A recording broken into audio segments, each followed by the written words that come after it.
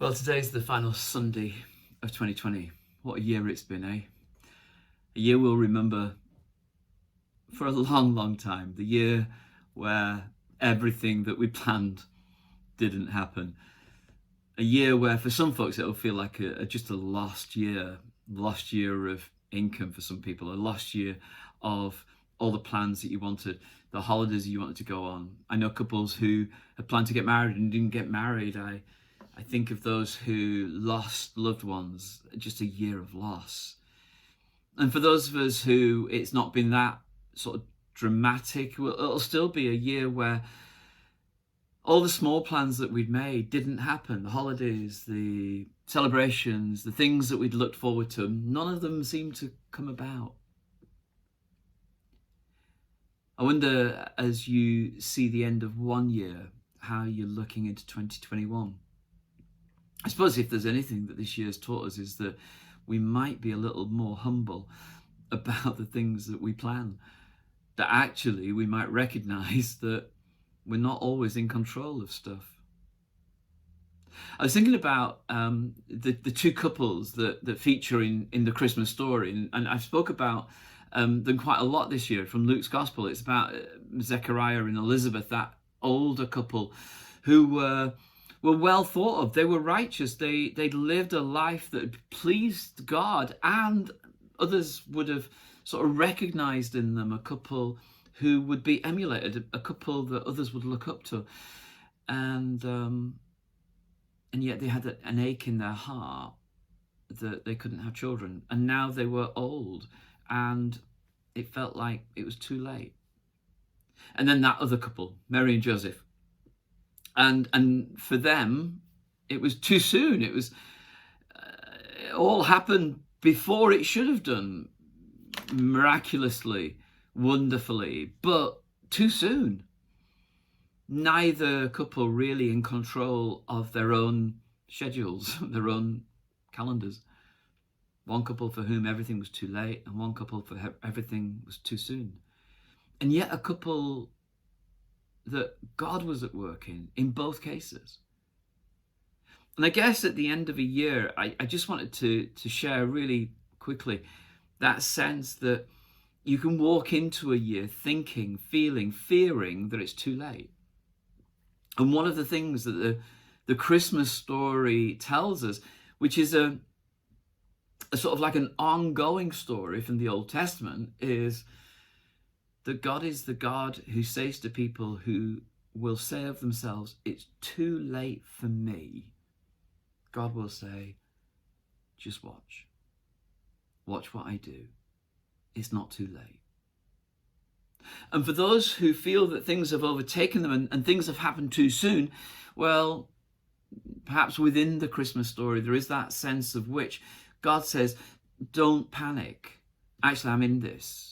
It's not too soon. I will work this through. And for those of us who feel that it's too late for some things or it's too soon for some things, God in the midst saying, just watch, wait. Let me show you what I want to do. And I guess as we go into 2021, that's a simple thought I'd like to leave with you. Those of you that fear it's all over. Those of you that fear it never really began.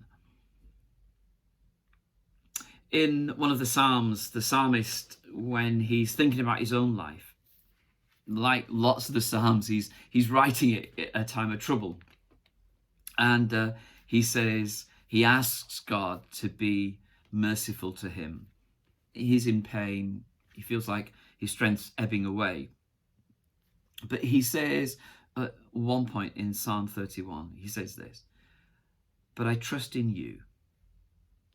And I say, you are my God. My times are in your hands. Deliver me from the hands of my enemies, from those who pursue me. Let your face shine on your servant. Save me in your unfailing love.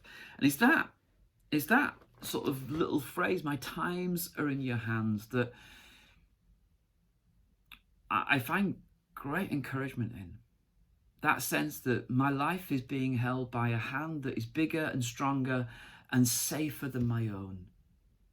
that the stuff that I feel I might have missed, or the things that I'm concerned have happened too quickly or I wasn't prepared for, actually, God reminds me, son, your times are in my hands.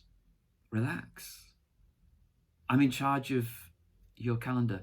You see, that sense when we prayed, Lord, I bow my knee to you, I surrender. Those prayers that begin, Lord, I give you my life. Those thoughts that say, Father, I'm yours. He takes us at our word and says, good, okay, now relax. Because your future is in my hand, and your past, and your present.